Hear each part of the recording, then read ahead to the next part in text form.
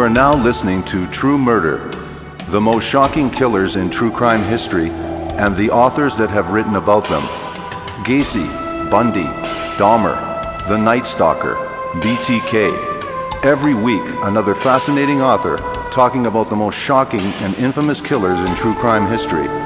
True Murder, with your host, journalist and author, Dan Zupansky.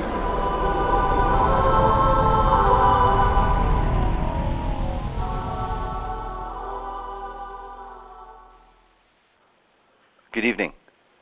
With shocking insights into one of the most talked about murder cases in American history, Abomination, Devil Worship and Deception in the West Memphis 3 Murders, reveals the truth about the death of 3 children in West Memphis, Arkansas in 1993. By analyzing original police transcripts and court documents, William Ramsey conclusively proves that witchcraft and the occult were involved in the heinous murders, and that a continuing wall of deception has prevented the public from realizing the awful truth about the West Memphis 3 child killings. The book that we're featuring this evening is Abomination, Devil Worship and Deception in the West Memphis 3 Murders, with my special guest journalist and author and historian, William Ramsey. Welcome to the program, William Ramsey. Dan, thank you very much for having me on your show. It's great to be here. Thank you very much. This is one of the more intriguing cases among all the intriguing cases that this program features. So let's get right to this. Why were you compelled to write about this book, about this case, pardon me? What was it about this case that interested you so much, and why? Well, I was researching some information about Aleister Crowley. My first book was called Prophet of Evil. It was basically a biography about Aleister Crowley. And as I was researching my second book, I came across a clip on YouTube of the West Memphis 3 case, and it was about Aleister Crowley. And I had seen this documentary, Paradise Lost, about 1996, but I hadn't really keyed into that factor of the case. So when I saw that Aleister Crowley was involved in the case and I had an interest in him, I immediately kind of was curious about why that was the case, and it kind of led me to really research the West Memphis 3 case. Like I had said, I'd seen the documentary, but I really hadn't got into the details of the case. And they had been released. The West Memphis 3 were released from prison in 2011, and I was really just trying to figure out what happened. So it led me to find all the case files, which are available online at callahans.org. You can find it there. So I really researched the case, and my conclusions were a lot different than what the public was saying about the West Memphis 3. So this murder happened in 1993. So tell us in what year you began this investigation, that you became compelled to do this investigation, and at what point in this entire case, where were they in this case at that time? Well, they were released. I started really researching the West Memphis 3 in 2012. I was relatively late compared to a lot of other authors and researchers, but the West Memphis 3 were released in August of 2011. They pled an Alford plea, which is based upon the Supreme Court case, North Carolina versus Alford, which allows people to plead legally guilty while maintaining public innocence. And so they actually signed pleas that made them guilty for first-degree murder, and they were released. And it really kind of was, I had seen it. I didn't really think much of it when they were released, but once I was researching the case, it really took a fascinating arch of the case. The actual murders took place on May 5th of 1993. 3 young boys, Christopher Byers, Michael Moore, and Stephen Branch, went out for a bike ride in West Memphis, Arkansas. It's right across the river west of Memphis, Tennessee. And they left at dusk, and they were really never seen again. There was a huge search that took place for the boys. And the next day, they were found in a ditch close to the freeway. They were horrifically, they were in really bad shape. One of them, it's rather graphic, but one had his genitals removed, and 2 others were tied in knots, and later they found they were drowned in water. So there was this horrific crime, and the police really were trying to figure out who did it.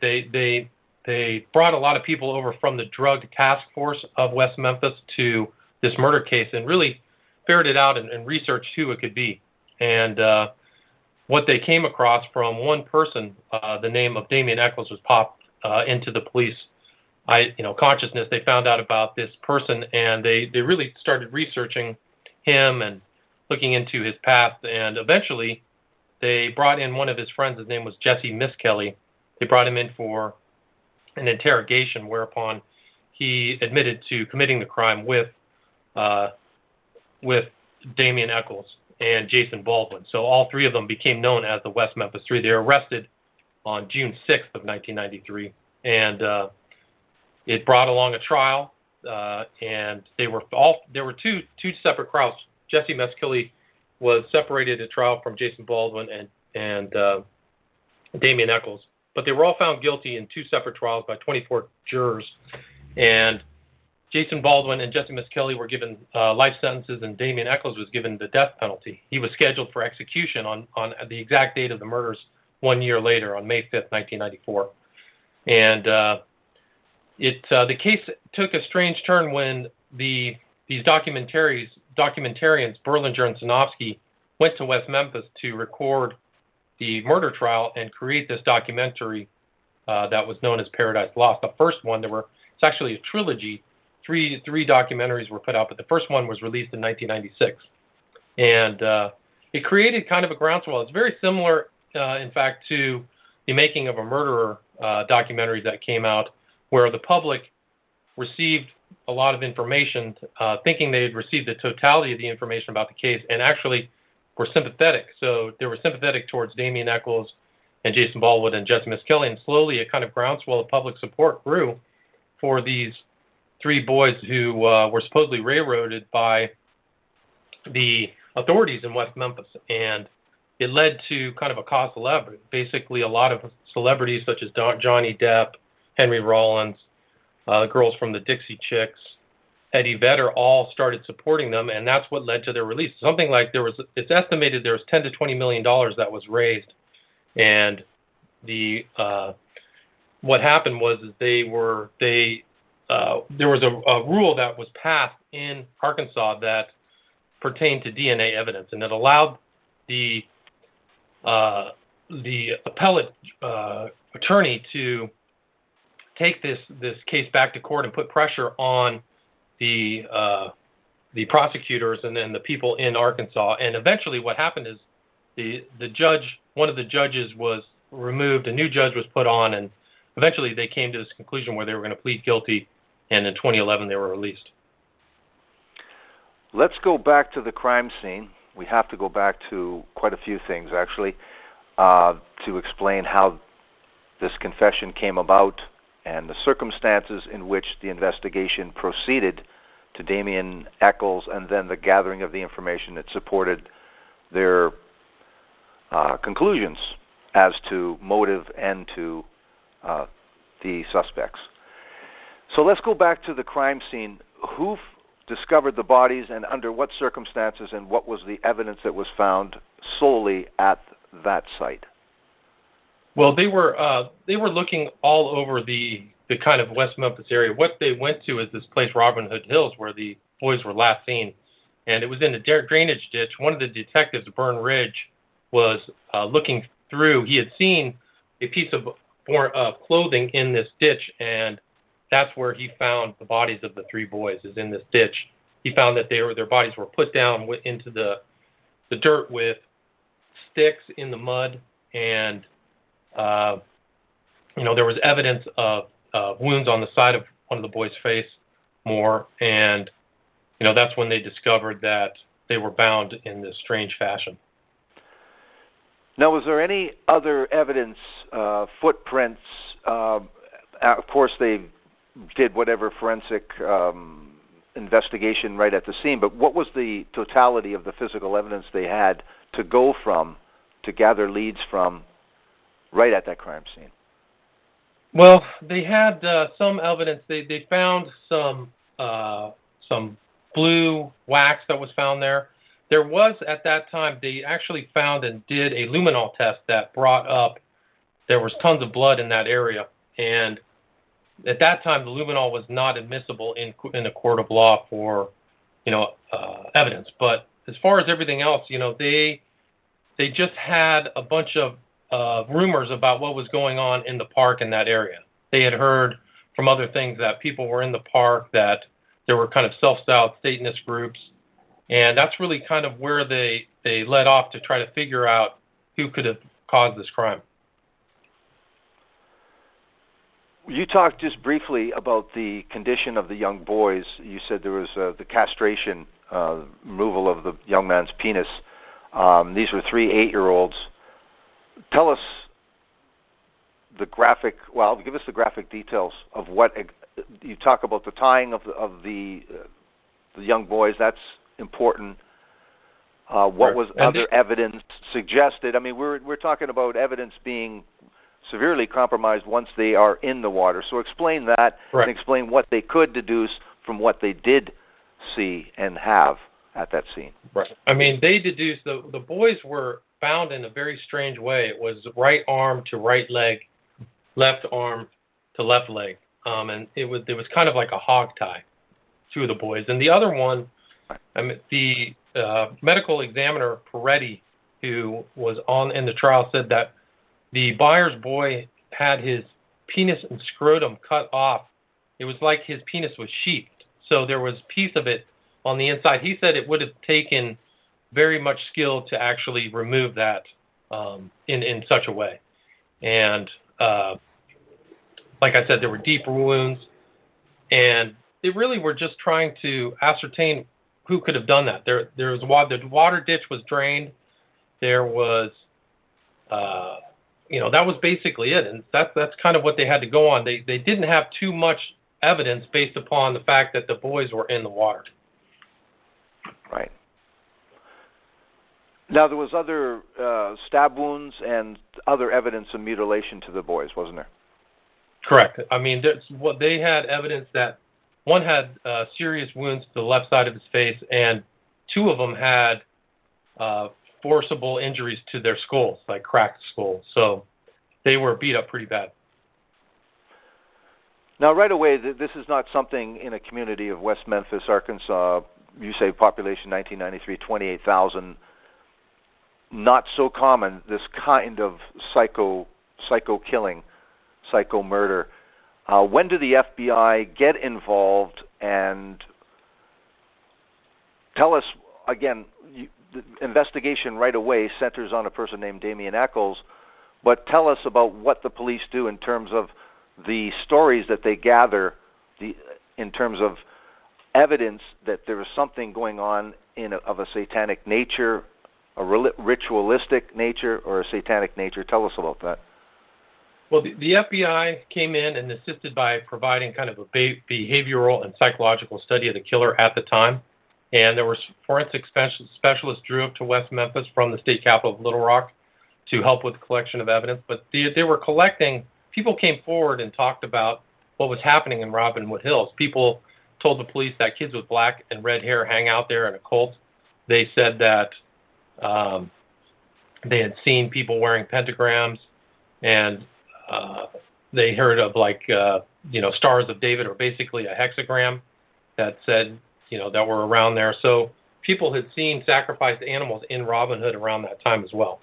And they'd also seen, smell smoke and hear chanting and strange music. So there were tons of this kind of, and the case files show this, that all this evidence was being provided to police, a lot of through police reports from a variety of different subjects that, this was going on in the area.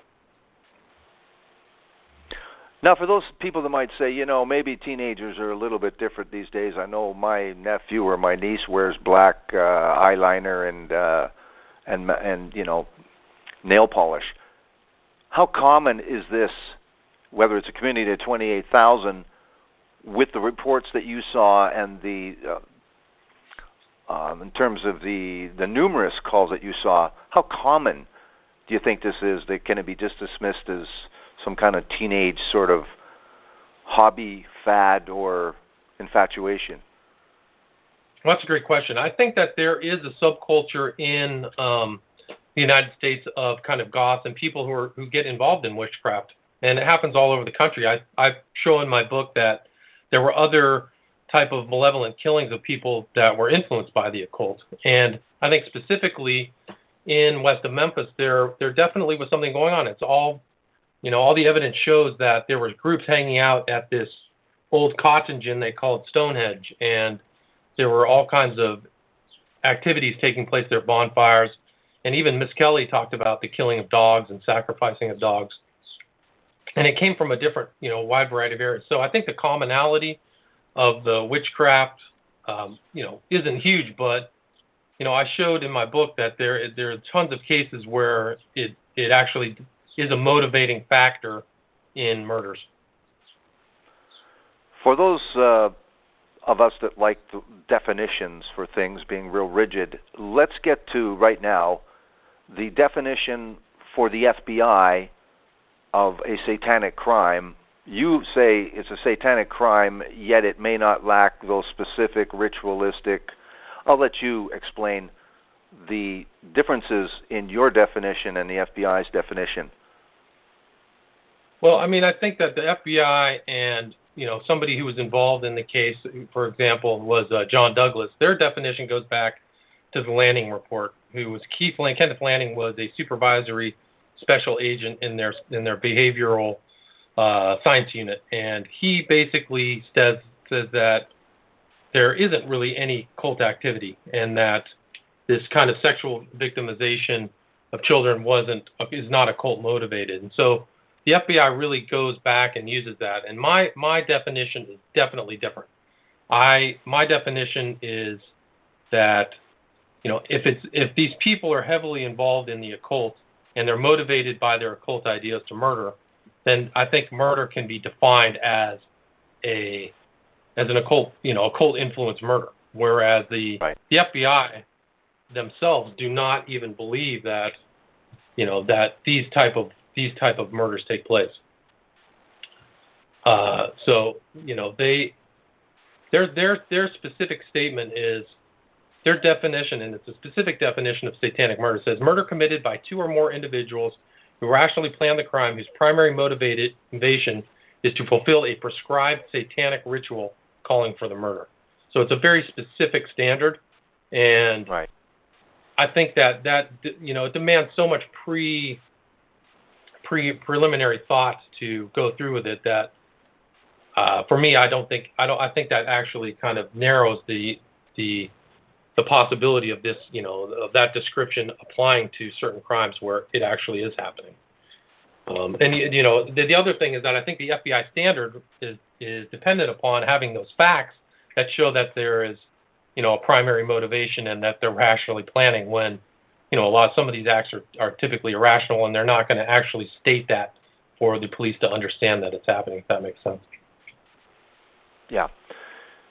Now let's talk about Damien Echols, and he changed his name to Damien, and there's various reports. There's conflicting reports why he would call himself Damien.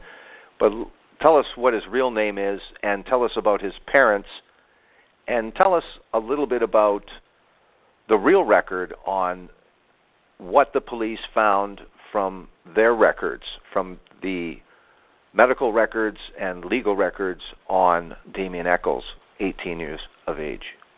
That's a great question. There were tons of records that were brought forth in the trial, but he was born Michael Hutchison. He is the son of Pamela and Pamela and Joe Hutchison, who were divorced, and Pamela remarried a guy by the name of Andrew Echols, and Mike Hutchison became Damien Echols. He took on the name Damien.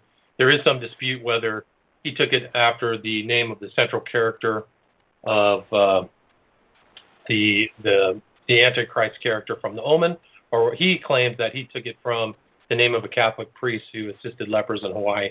But I think the name is more consistent with his sensibilities, which are in the occult, and we can go into that in greater detail. But he, before the crimes, Damien Echols was he had at 18, he had no driver's license, no automobile, and he had been in hospitals twice. He'd actually been arrested after being found by police in West Memphis hiding in a trailer. And after threatening to kill the police officer and his girlfriend's father, he was charged with burglary, breaking and entering, disorderly conduct, sexual misconduct, and terroristic threatening. So this was before the crimes. He was sent for a stay at the Juvenile Detention Center on May 26, 1992, almost a year to the day before the murders took place. And he basically was in and out of 3 different mental institutions. And this came up at the penalty phase of his death penalty hearing. His own PI went out and collected all of this information so that his attorneys could have it for court.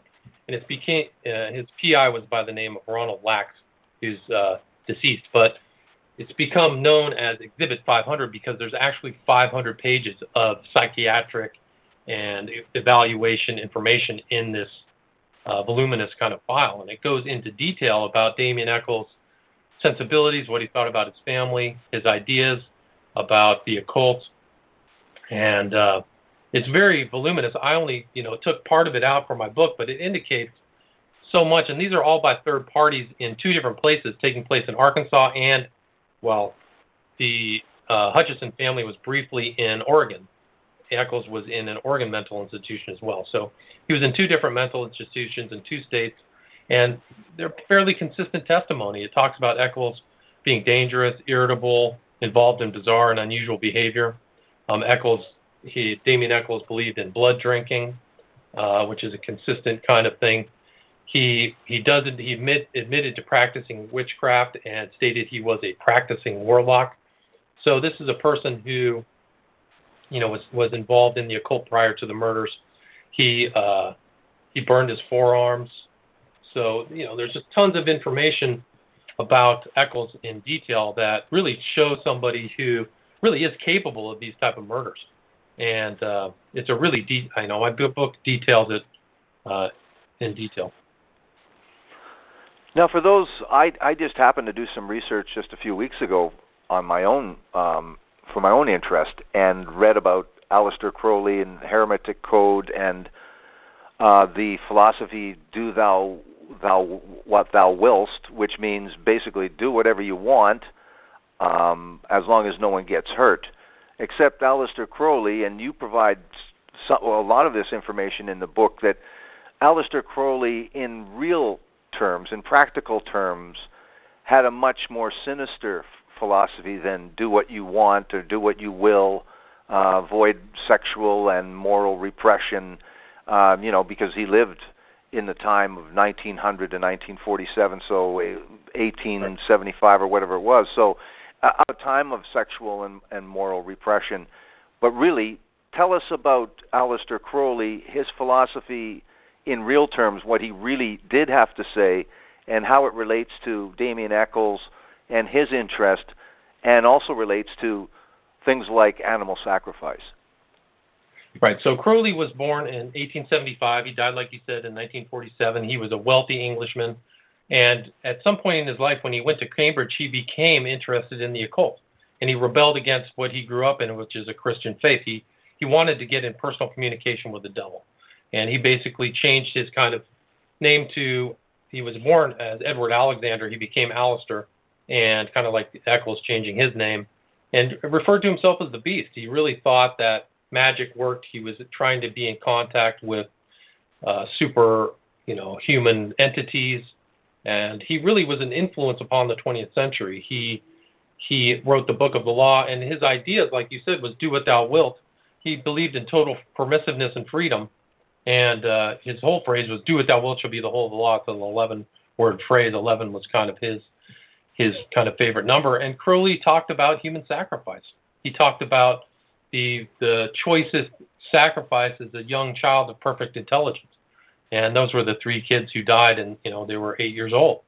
And he, one of his books is Liber 66, where he talked about child sacrifice.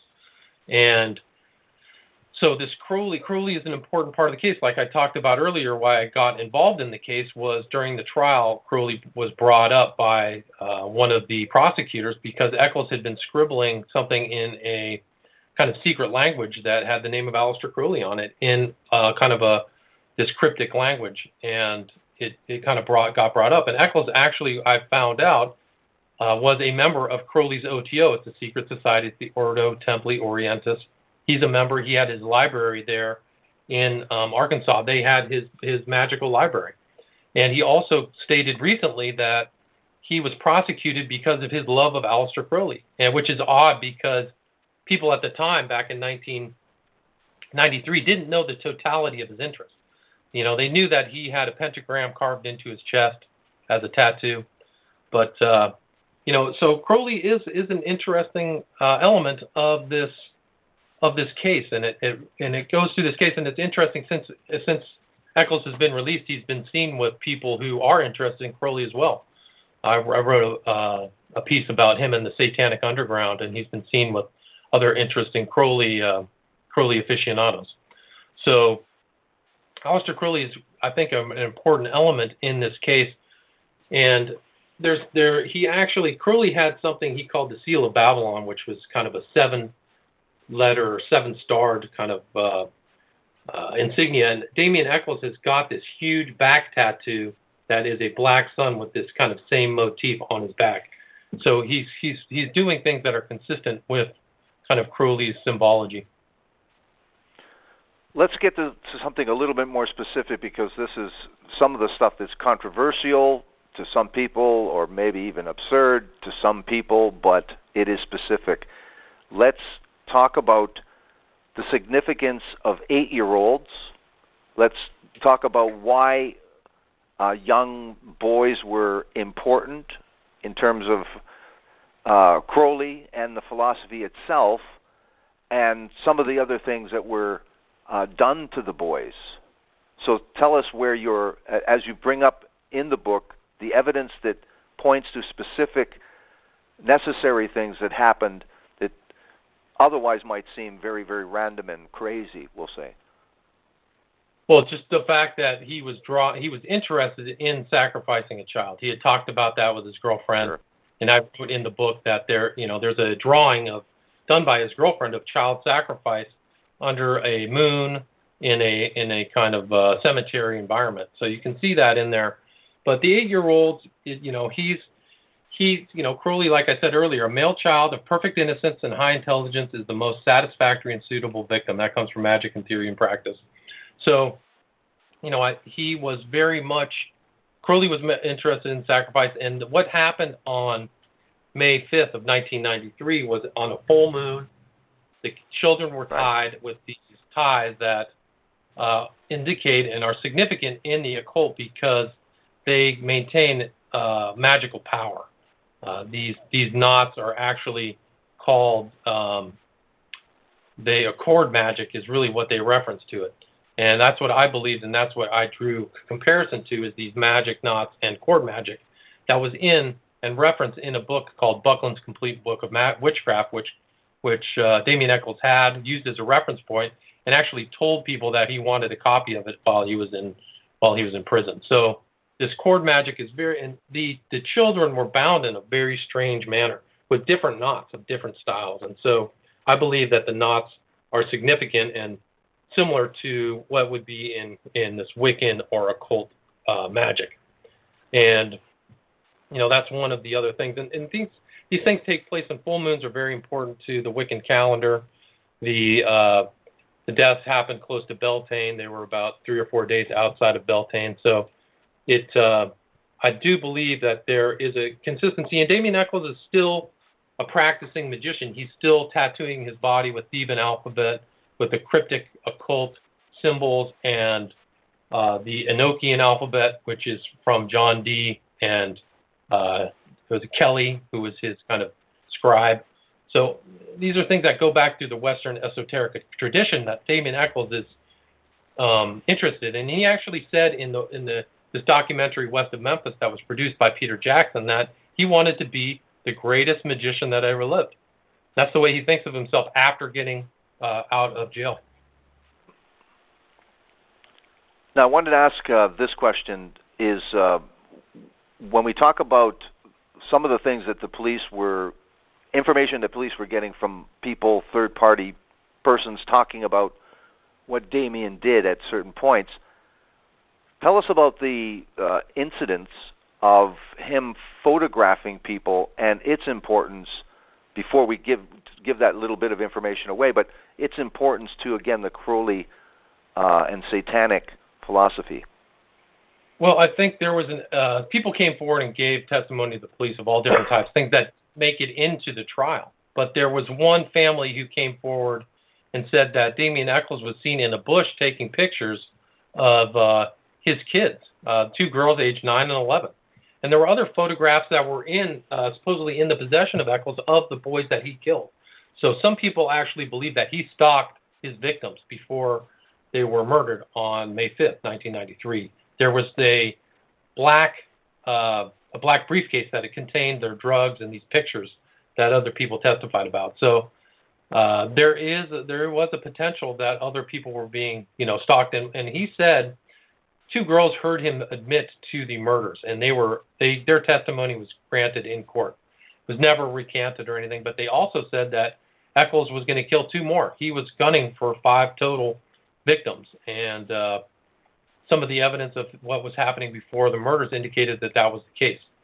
So, the mentality of sacrifice, and it seems like they escalated all the way up to human sacrifice through animal sacrifice. There were other people who came to the police, said their dogs were stolen. They had seen Jason Baldwin taking their dog. So there were very harrowing and scary statements that were given to police about Echols and Baldwin. Now let's use this as an opportunity to talk about our sponsor, Loot Crate. Loot Crate is a mystery crate filled with exclusive items from the biggest and best pop culture franchises delivered right to your door every month. Exclusive items including apparel, collectibles, licensed gear, and unique, one-of-a-kind must-haves. Loot Crate partners with top brands including Marvel, Nintendo, Call of Duty, and Star Wars to get you every month exclusive products. It's $13.95 per month plus $6 shipping and handling. Total price $19.95. That's a reoccurring monthly rate. There are no commitments, so you're in control. Cool limited edition stuff like shirts, vinyl figures, and other collectibles. 4 to 6 items every month. Over $45 of retail value in every crate for $20. Pop culture is full of brave new worlds, societies in flux that don't always turn out for the best. June's theme will be exploring some of the way things can go wrong with dystopia, featuring classics RoboCop, Terminator 2, Judgment Day, and The Matrix, and new faves BioShock Infinite and Fallout 4. And we've got the loot to lift your spirits. Now subscribe by May 19th at 9 p.m. Pacific Standard Time to get this month's May's theme, Dystopia. And that's go to Loot Crate, LOOTCRATE.com/TrueMurder, and you can get an additional $3 off your first monthly subscription. And every month, a lucky Loot Crate member wins a mega crate valued at over $2,000, loaded with exclusive collectible gear, tech gadgets, game systems, apparel and accessories, and other items so big and epic they can't fit it in their monthly crates. Again, another $3 off using the True Murder code. So that's lootcrate.com, True Murder. Check them out. When we last left off, William, we were speaking about we haven't got to the point where Jim Miskelly is taken in for questioning. Tell us the circumstances in that, of course, we've heard about Damien Echols. By this point, do the police know about Jason Baldwin? How much do they know? And how much they know, or do they think they know about Jim Miskelly Jr.? Why talk to Jim Miskelly over or before Jason Baldwin or Damien Echols? Tell us about the circumstances that Jim Miskelly comes to be the first person that they really question. It's a great question. It's Jesse Miskelly. So Jesse Miskelly Jr. Pardon me. Was questioned on June 3rd. He was brought into the police station, I think the police actually drove to Jesse Miskelly Jr.'s dad's place to ask if he could come in for questioning. They were still looking around. I don't think the police at this point knew the totality of what was going on with Eccles and Baldwin, even though Eccles was a person of interest. But what happened was he was brought in at about 9:45. They didn't really record right away, but there is a recorded part of it that they actually gave Jesse a lie detector test, which he failed, the polygraph failed, and then they started asking him questions, and he basically started talking after about 2 or 3 hours, and he gave his first statement at about 2:45, and that's what led to the arrest of Damien and Jason. But once they made it to trial, this first confession was basically attacked. Very standard stuff for defense people to do, because Jesse wasn't being specific about some of the stuff, and Jesse later said that he was intentionally being deceptive. But the confession that he gave was close enough to end up getting all three of them arrested, and he gave a lot of details that were specific to the crime, about the kids, about him chasing one down and bringing him back, and tell us about that. Tell us about specifically what he said in that first confession regarding details about the murders. Well, he specifically said Damien raped Fire, so he raped one of the boys, and then they both Jason and Damien raped Branch, so it's very, very graphic, and there was different types of sex, and basically they were holding him down while this this kind of torture that was taking place, and it was very detailed. He said that he had him in a headlock, that at one point one of the kids got away, he chased him down, and Jesse seemed to say that he left before the kids were disposed of, before they were murdered. But it was pretty graphic and very, very, for me, thorough. And the recording of the first confession is online. Now, forensically, whether they were in the water or not, were the police concerned about forensic corroboration with some of the details that he had specifically about the murder? They realized early on that this guy had a sort of a frustrating sort of manner in terms of discounting himself or contradicting himself 10 seconds from an earlier statement. But Right. in terms of the actual details of the murder, did they line up forensically? Were they cognizant of that? What was the situation at that time when he was given that information? Yeah, I think there were some consistencies of what happened to the boy. The beatings and the kind of torture that took place was consistent with what happened, what was found through the medical examination. So I think without a doubt, there were consistencies there. There wasn't anything that was super strong that tied him directly to it. But he did say, he talked about the ropes. He talked about things, and they didn't find in the medical examination any evidence of sexual assault. It was really just Miskelly's statement or his confession that indicated that. So there were some inconsistencies between what was able to be found and what the confession was. Such as the rope versus what they were actually bound with, right? Right. So he said rope, and they were actually bound with shoestrings, and so he was consistent to a certain extent. But like I said, there were definitely variances in understanding that the defense definitely brought up during trial. What was Jesse Miskelly's? I guess he's confessing, so doesn't have an alibi. And part of what you say about in terms of the inconsistencies are the gross in inconsistencies in terms of the time the time Right. frame here, timeline, Yes. I should say. This is enough evidence to get Jason Baldwin arrested and Damien Eccles. Tell us what happens with Jason Baldwin before you talk about Damien Eccles.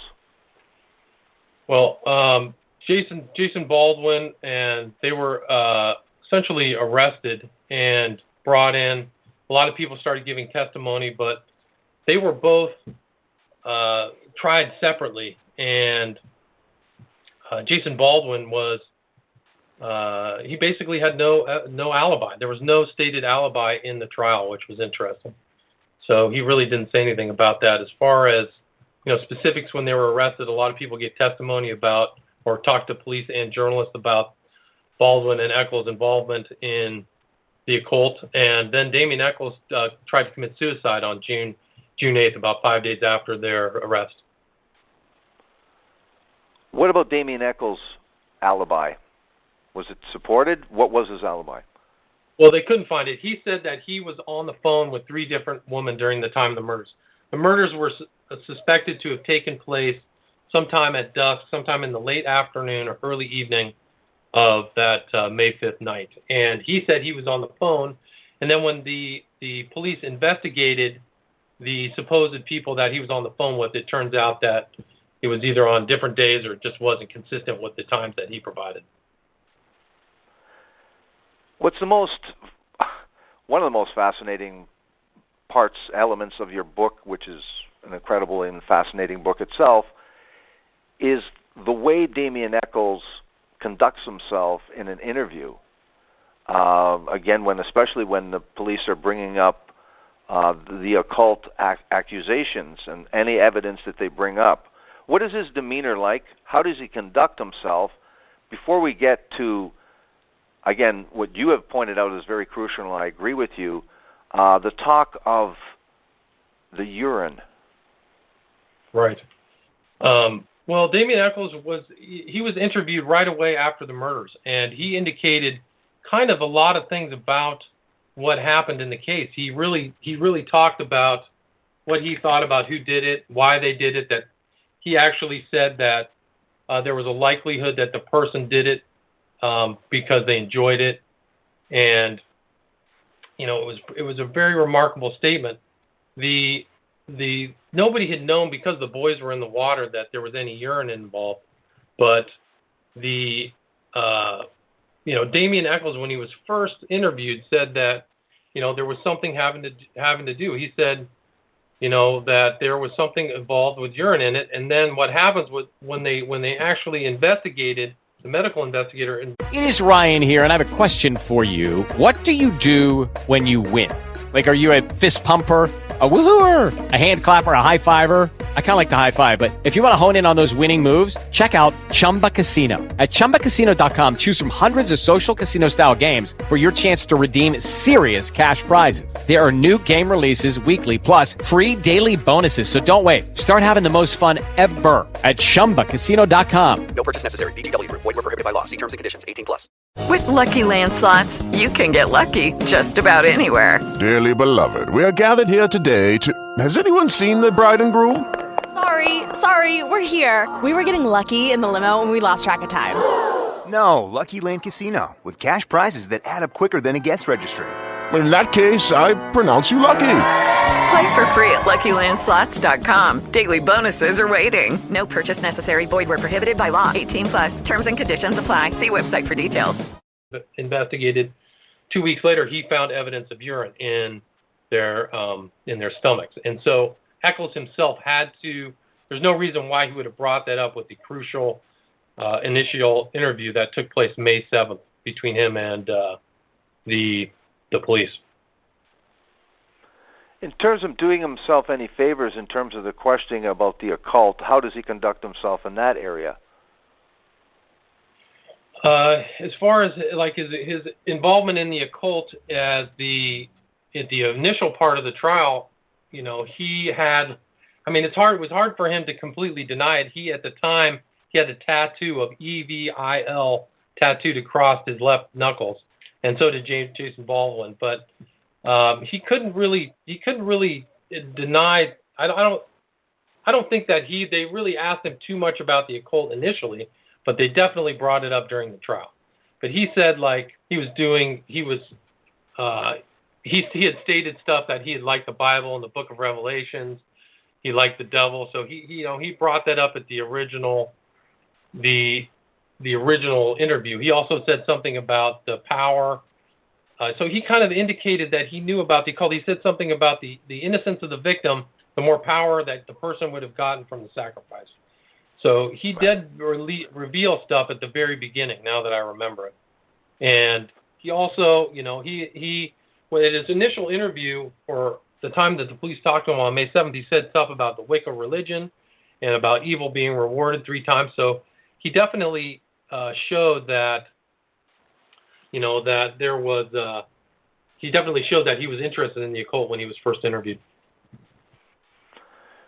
Was there any move by his attorneys to have him psychiatrically assessed for the trial?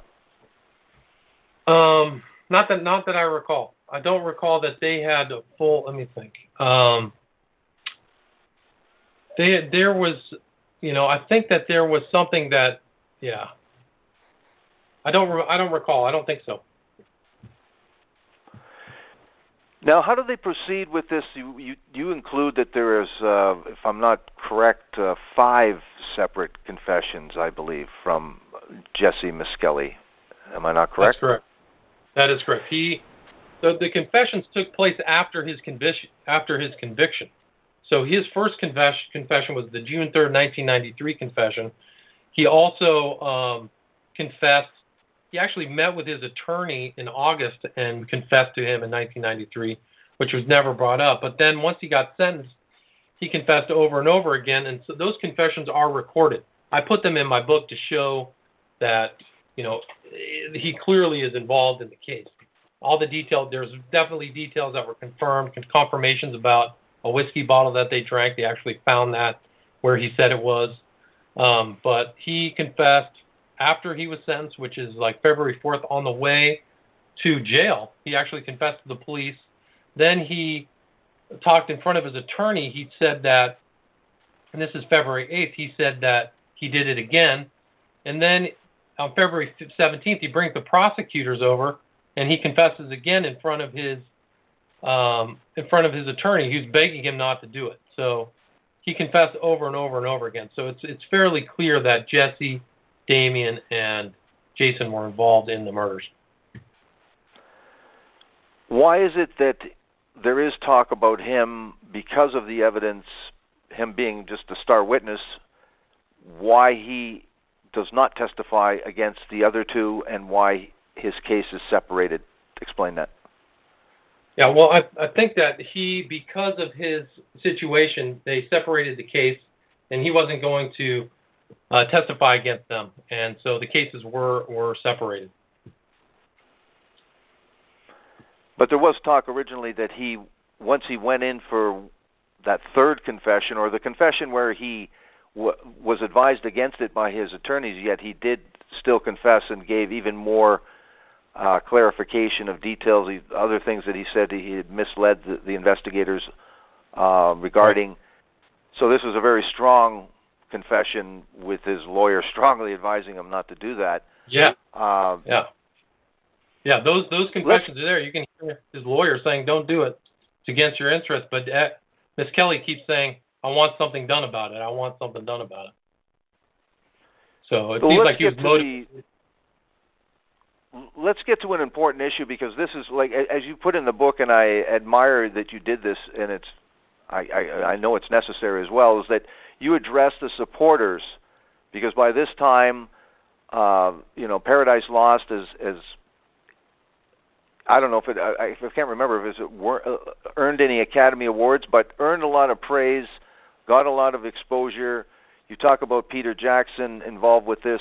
So there was a lot of people that have watched that program, been, I guess they think, dutifully outraged, and they've based their conclusions on that. And so in your book, Abomination, you actually address those people and some of those things. So let's address it seems like they're one of their big contentions is that Jesse Miskelly is got the IQ of 72 or 78, or doesn't have his faculties about him, and manipulative police officers were planting details, important details, right, not less important details.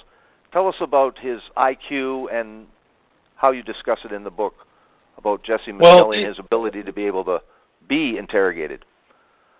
I think that it was to their benefit to get Jesse Misskelley's IQ under 70, to make him borderline retarded, and that would discount the confession. The reality is that he had done another IQ test that he scored something closer to an 88, 84 to 88, and you can tell just from the confessions that are recorded that, he knows what was going on. He's talking about specific things. So I think that was a defense tactic to kind of discount and get his testimony thrown out. Right. And, then there are other things where they talk about, they supposedly, browbeat him for all these hours. It was an 11-hour grueling interview, but there's no evidence of that either. And I think that that's fairly clear that can be rejected. But, it's very important to say those because, like you said, the public's understanding of the case was marred by these, documentaries, the 3 documentaries that came out, and also by Eccles' West of Memphis, which came out, I think, in 2013 or 2012. So, they get a whole different view of the whole court case that's different from actually reading what actually happened during court, during the court cases. I might as well ask this now while it's on my mind, and we were talking about Peter Jackson and celebrities. We're talking about beloved Hollywood actors and musicians and celebrities. Metallica was in the Paradise Lost soundtrack. Eddie Vedder from Pearl Jam, I believe. We have Johnny Depp very, very much involved. Peter Jackson from Lord of the Rings. Other people, other celebrities involved to the tune, like you say, $10 to $20 million, able to hire the best appellate lawyers, and also, more importantly, I think, is to hire expert testimony and expert witnesses and their testimony, as everyone can imagine. The more money, sometimes better the better the expert testimony. So I wanted to ask this question, because you have done a book about Crowley. You have commented, and I don't want to get too much into this because we have to go through this story, which is very, very important, in that some of these celebrities have incorporated the philosophy and the symbolism and the, just like somebody that might, rock stars have done before, adopted the Nazi symbolism and some of the fashion, and we'll say, so some of those things where musicians dabble with that for controversial reasons and for just to be bad, so that your parents want you to get rid of the records. I think that's been telltale if you get to your parents upset. But let's get back to its effect in this case here, in terms of, were these musicians and directors and these seemingly intelligent people that are certainly not sacrificing babies, probably not even sacrificing anything, probably vegan for God's sakes. Right. But what is it a matter of that they were duped, they were hypnotized? Are they naive? Do they dabble? Do they only understand Crowley a little bit? Do they not understand Crowley? Did not do the investigation? What is it about this? It's hard to. That's a great question. When I first investigated this case in 2012, I really didn't know about the involvement of these celebrities. I didn't understand them. I didn't know much about them. The more I researched, the more I found out that many of the central core celebrities have similar outlook as Damien Eccles, and I think that they were spiritual fellow travelers. Johnny Depp himself got a tattoo with Damien Eccles that represents what's called Wind Over Heaven, and somebody in the occult told me it represents Lucifer, the Lord of the Air. And Peter Jackson also got one of Damien Eccles' style tattoos. So I think that was really one of the core celebrities. That's really who they were very similar in outlook as Eccles. Like Margaret Cho, who's a comedian, called Damien Eccles the heavy metal rock star. Like she really admiringly liked him. So I do think that he called him the heavy metal Nelson Mandela. That's what she called Damien Eccles. Right. So I do think that some people really are sympathetic with him because of their similar ideology. And an interesting point is that Marilyn Manson, who was the satanic rock star, he was kind of a hidden secret supporter of Damien Echols, and he and Damien Echols have hung out together. So there's pictures of them together. There's pictures of Echols and Depp after the release. And Peter Jackson was a huge supporter, even let Echols live in his house in New York. So it's very strange. It's very, very strange. Well, you have cited, because, again, I think this is a great example, and don't want to, imagine that's the case in terms of they all believe in human sacrifice. Like I said, I don't even think they would believe in animal sacrifice, no matter how far or deep they are into this. Now, I could be wrong. But you do cite other examples, like, again, intelligent, respectable people, you would think. Norman Mailer supporting a former killer, and you do cite a couple of cases. So cite a couple of cases like that where, again, the celebrities champion these guys because of their supposed literary talents, and they were wrong. Right. One was a famous guy. His name was Hank Abbott, and he was kind of similar to Echols. I put him in the book because he had written a book, like Echols had written a book in jail, that was very sympathetic, and it drew all these people to be involved with him. Norman Mailer is just a perfect example. He was with this cause celeb kind of killer sympathizer. Abbott gets out. He writes a book called In the Belly of the Beast, becomes a nationwide bestseller, but Abbott kind of doesn't change his stripes. He gets out and kills a waiter over an argument over nothing. And at the trial, Mailer was there, Susan Sarandon was there, and Christopher Walken. So these were people who were sympathetic with a guy who had killed twice. There was another case I quote, which is Jack Unterweger. It took place in Austria, but he was a known person who had been in jail. He had been in for pimping and petty crime. He gets in jail for the murder of a prostitute, writes a book, and then the literati and glitterati of Austria get him out when he goes out and kills again. So, and then I also talk about Mumia Abu-Jamal, who, all the evidence points to him killing the police officer Faulkner, and he's still kind of a hero of the left. And he has, again, Susan Sarandon pops up, but all these other people are very sympathetic towards this person. So I liken them a lot to Damien Echols and the West Memphis Three as kind of sympathetic figures for these celebrities. Now, you've watched everything, including Paradise Lost and the trilogy of documentaries and the movie, everything, the videos you say that you have posted on your site that talk about Damien Echols in interviews. So you have everything, every shred and bit of information, not only stored in this book, but everything that you have in terms of this entire project, in terms of evidence. Absolutely. What is it exactly that people have the biggest problem with? Because it's been depicted that they just that these guys were railroaded because they like black shirts and Metallica. And how can they get so far? How can they get so far off? So what was it about? Where did they hinge these ideas? I know that they would take the separate ideas, but again, if you could kind of dissect on where the filmmakers either went wrong or purposely directed them in the wrong direction, where were the key points where people that are supporters of their innocence were duped? Well, I think that the second, and there was a trilogy. I think the first Paradise Lost was basically keyed upon Echols. It finished off with Echols saying that he was the West Memphis boogeyman.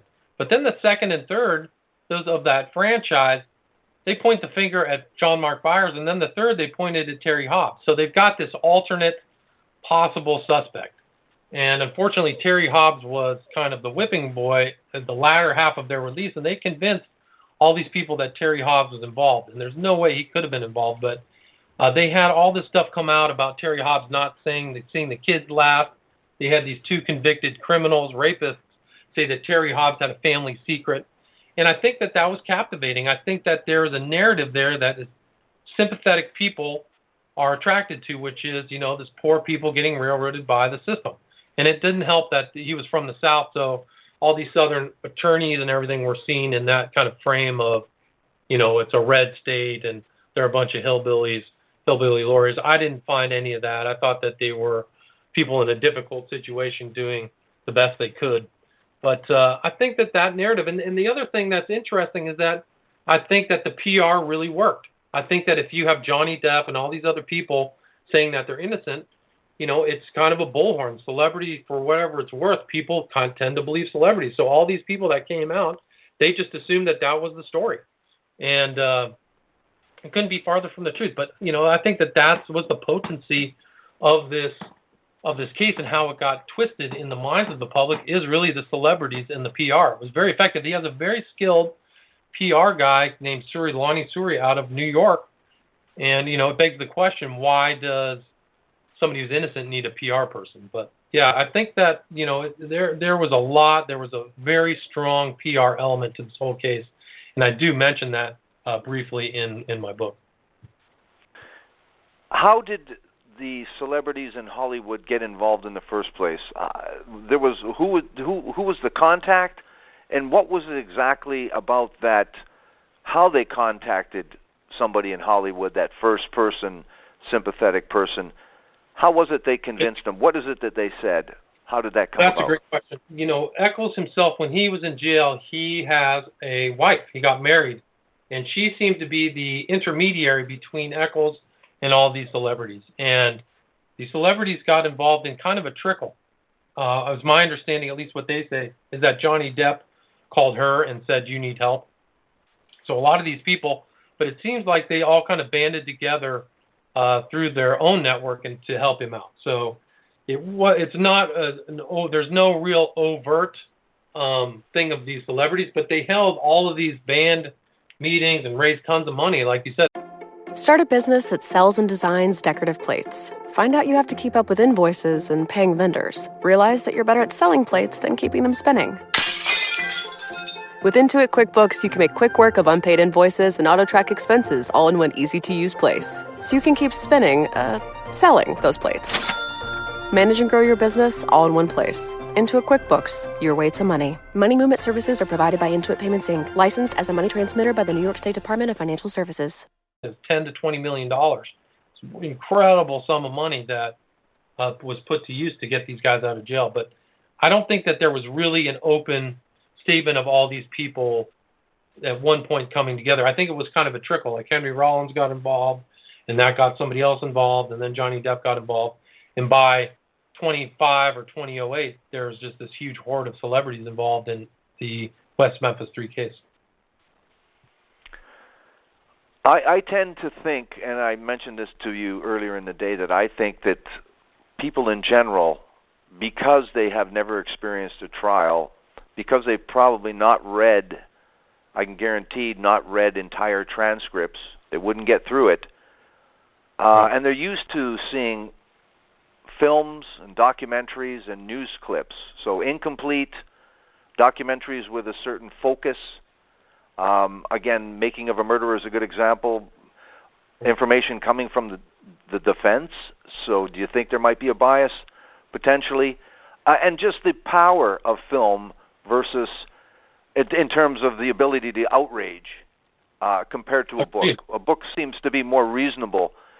Do you think this is just a general ignorance and naivety about the law itself, which leads to a guy like Johnny Depp, who probably was an outsider once upon a time, he did have aspirations of being a musician, thinking, geez, I can relate, maybe not thinking about it too much, but saying I can relate to being an outsider, and just believing what he wanted to believe, taking pieces out of it that supported his idea of his own experiences. Do you think it's more about that? Well, these respectable, otherwise respectable people? Yeah, I'll give you two answers because I'll break it into what I think about people's perceptions and then Johnny Depp. But I think at first, people's perceptions, I think it's the medium is the message. I do think that when people watch films, they're not getting the full timeline event. They're seeing visual things, and they're very manipulative. A lot of these documentaries do not properly document the case. They're very specific and biased.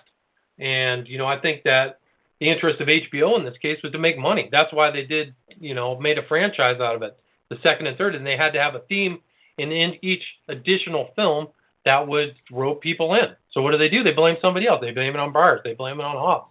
It gets people, it creates friction and creates controversy. So I think that, that's really, I think that those videos and those Paradise Lost are really were the core reason why they got out. I really do. I think that propaganda was it. So I do think that, like you said, a book is a more measured means of relating information. I think that people generally won't go through any case and read those documents. I think that's why so many people have ignorant conclusions regarding the West Memphis 3 case. As far as Johnny Depp is concerned, I've done some research on Johnny Depp recently, and I think he's a fellow traveler just like Eccles. I think they're both into magic.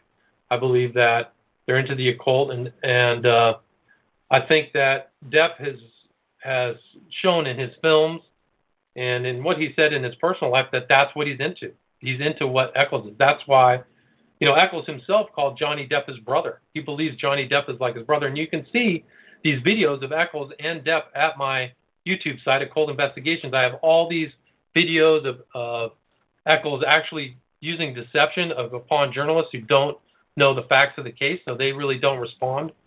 He's been on major shows where he's just straightly bald-faced lying. Particularly the one show was CNN with and the host just asked him all these questions, and Eccles basically said that he had never been indicted in crime for anything, when the book and all the evidence showed that he had been under police.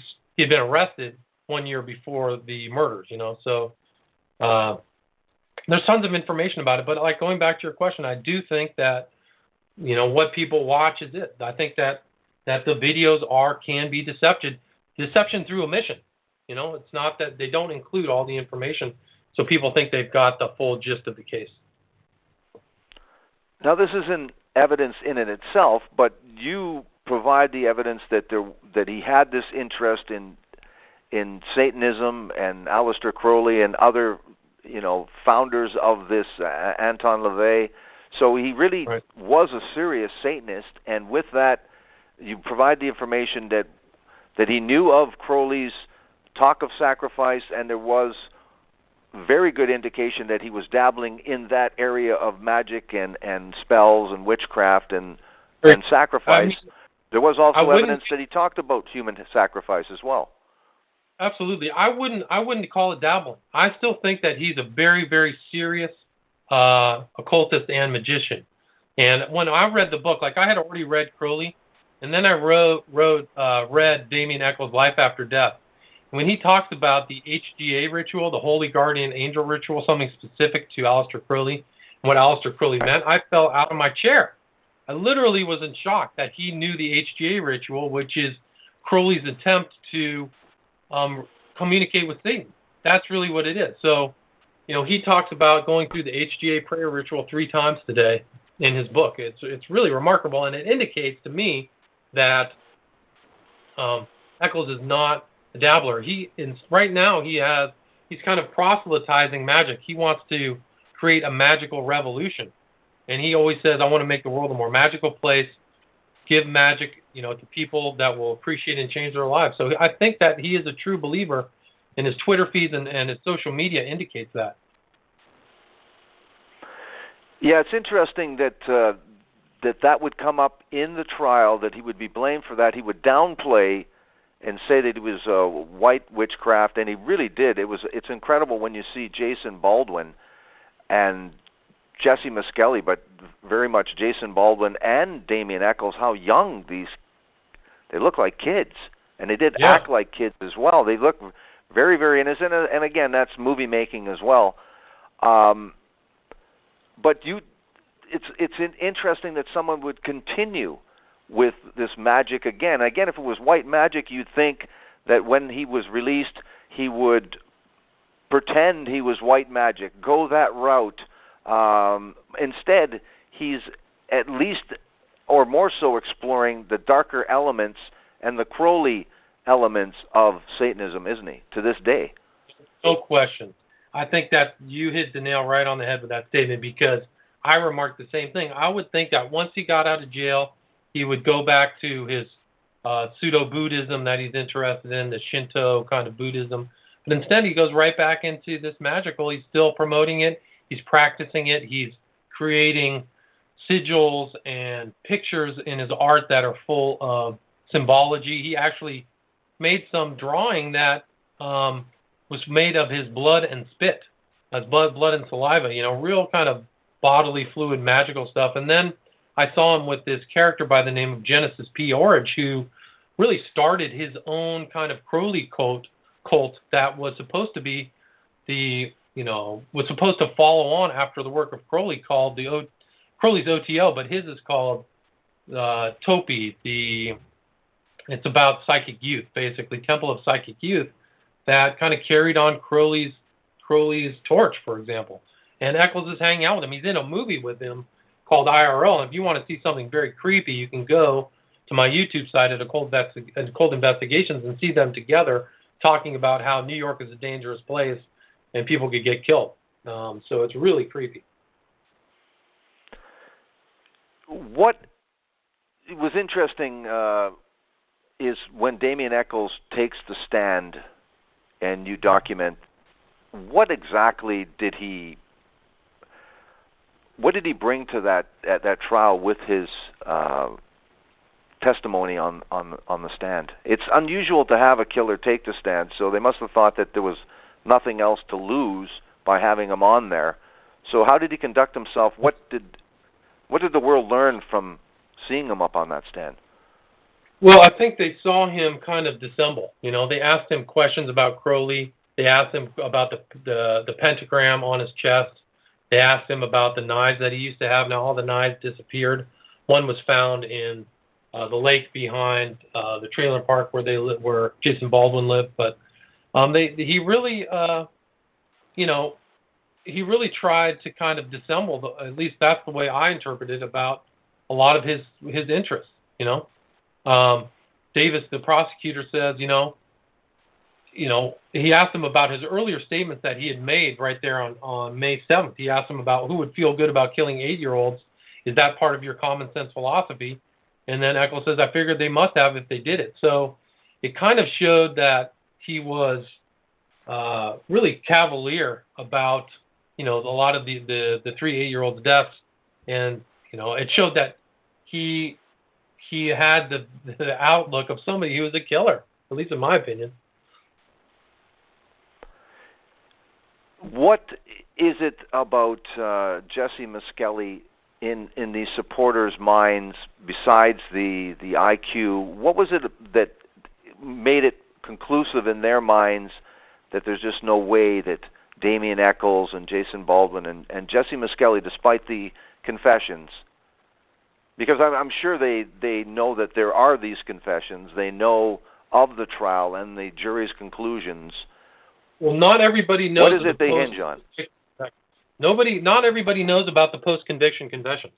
The PR team and Eccles himself has done a good job of focusing on the one confession. So a lot of people don't know the total facts of the case. So I think that's why Miskelly can be thrown out. He was seen as incompetent and unintelligent, and that the so-called 14-hour confession was bogus.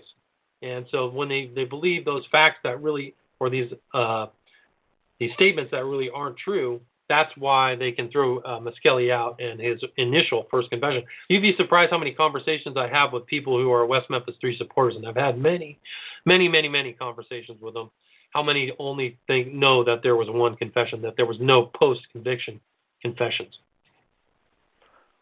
What is their rationale for having first Byers and then now Hobbs in their eyesight? I think it points away from them, and they actually can win the PR battle. They can win the public PR battle. And that was really kind of the unusual element of this case, is that the West Memphis 3 won the public battle. Most people believe that they were innocent for one reason or another. That's how they raised $10 or $20 million. So if you can tell the public that it was the suspicious stepfather, whether it's the stepfather Byers or the stepfather Hobbs, you win the PR battle. Not in court, but that PR battle can be leveraged with money to win in court. And that's why I think that was their approach. Now, the dispute the satanic motive, so what would be the motive for either one of those stepfathers to do it? So how do they rationalize that? They've had just a whole series of different things. One is rage killing. One is, the most recent, which is laughable, is that Hobbs, one of his friends, and 2 other kids were engaged. Get this. They were engaged in some homosexual party in the woods, and the 3 kids came upon them, and then all 3 of them killed the 3 kids. That's what the supporters have actually posited as what happened. So, that's their kind of lame rationale, really, for the killings that doesn't hold any water. And the reality about Hobbs is that he was seen the whole night of the disappearance. He was walking around. He was with his wife. He had seen buyers. He was walking around in the woods. Nobody saw him wet. You had to be in that ditch with the victims. You had to have gotten wet to cover up the crime. And who was seen wet and muddy? Damien Echols was seen wet and muddy by the truck wash that was over by the freeway, about 100 yards away from the murder scene. He was seen by the whole Hollingsworth family. And people like to discount that. But why would a whole family with a wife and kids and husband lie about seeing Echols, and possibly either Jason Baldwin or Echols' girlfriend at the time, who was named Dominique Tier?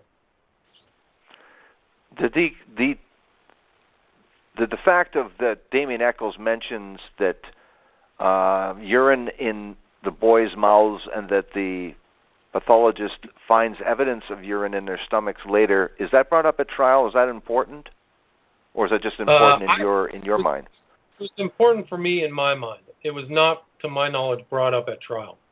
But I thought that it was something that I learned from, there's been a lot of writers about the West Memphis 3. One was Blink on Crime, another is Trench Reynolds, but it was something I learned from Blink on Crime, and I think that was the truth. She had looked through all of the court records as well, and I used some of her analyses in my book, and I quoted her on my intro to the book as somebody I referenced. So there's been a lot of other writers who, I wasn't alone. I wasn't the first one to really write about the case. I was the first one to kind of put together the occult aspects and elements of the case. Now, you say I know you have supporters, and they have their supporters. Are there any supporters that take their, dedication to Satan so seriously that they are angered at you? Is this like Scientology? Tell us a little bit about that. Well, that's an amazing statement by you, because I think that supporters of Damien Echols are basically as fevered and aggressive as Scientologists. Trench Reynolds has written a lot about Echols, and he calls Echols followers Ecclesologists, play on Scientologists. And he has actually had some very serious ramifications from speaking out against Echols. He actually had somebody leave a bag full of excrement on his porch. He has been harassed online, and I've been harassed online as well. And I've actually, if you look at my book on Amazon, I've just been basically gang-stalked by Echols supporters telling lies and just trying to downplay my book and give me 1 star. So there has been some ramifications from complaining against Echols. And, he's a member of the OTO. He's an admitted member. And one of the strange elements of the case was these supporters who kind of came up out of the middle of nowhere. There was a group of them that came out of L.A. that are seen in some of the Paradise Lost trilogy talking with Echols, and nobody really knows why they're supporters. Are they really have a secret hidden agenda? And one of the guys from Court TV asked one of these kind of fevered supporters, "Are you a member of a cult?" He actually came out and said, "Are you a member of the cult?" which I thought was a very important question. I think the guy dodged it. Now, your investigation into Aleister Crowley, of course, is instrumental in this. For our audience, and in the book, you do this as well, but I'd like you to tell us specifically why you think that Damien Echols and this crime itself demonstrates again, we know the difference between what the FBI would call a ritualistic satanic murder, but tell us why you think this can be described as having those satanic elements. Tell us again in summary all the things that you thought about the 3 murders of these young boys added up to a satanic crime. So they were tied, like we talked about earlier. They were tied in what was known as cord magic with different knots. And in cord magic, different knots mean different things. And they were tied in an unusual fashion, which was very ritualistic. Also, that there was wax that was found there from a candle. It was a very bloody scene. It took place at a full moon. And also, what I didn't know when I first wrote the book is there's something about drowning, about ritual sacrifice in water. And 2 of the boys were drowned. Also, the fact that one of the genitals was removed is consistent from what I've heard from a really intense ritual that takes place at the highest level of Satanism involving blood. And, one of the boys, when his genitals were removed, he lost all his blood. And that blood was there. You can see it in the court documents that the blood is all over the side of the bank where this took place. The luminol was evidence of all this blood.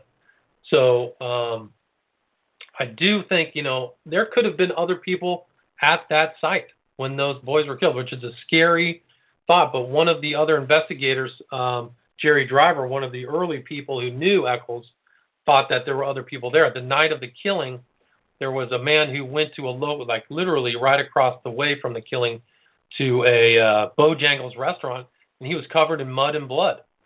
He sat in the bathroom there for the whole night. So there's indications that definite ritual elements are involved in this case. And Echols himself says that, he wants the complete book of witchcraft. And I show in the book that his mother had driven him around to bookstores to help find him books. And so I do think that it was a ritually involved murder. I do think that. It's interesting too. They talk about. I think Jason Baldwin said he got alcohol from Damien's mother. I believe went and got him some whiskey, and there was also talk about his girlfriend who changed her name to Domini for these kinds of reasons, and their family and its connection to, at least they're dabbling in vampirism. Right. They're dabbling in blood drinking, just like Echols is. They write about vampirism and for a magazine. And, she casually said when she was asked that, oh, yeah, we drink blood. Mom drinks blood. Everybody drinks blood. So that was very common. And, there's evidence and elements within Echols' family that his parents are involved in different types of witchcraft, And they talked about that in West Memphis. There was rumors about that. And strangely, the same year that Echols was arrested, there was a murder that his mother and sister were involved in during a bonfire on the shore of the Mississippi River, right there on the kind of eastern part of West Memphis. And so there's some very sketchy, very suspicious stuff. There was the death of somebody who was actually living with Echols' mom. Interesting. And also the community itself, an expert had come in 92 and said that there was, incredible satanic activity and that sort of a warning of this unusual activity in the area.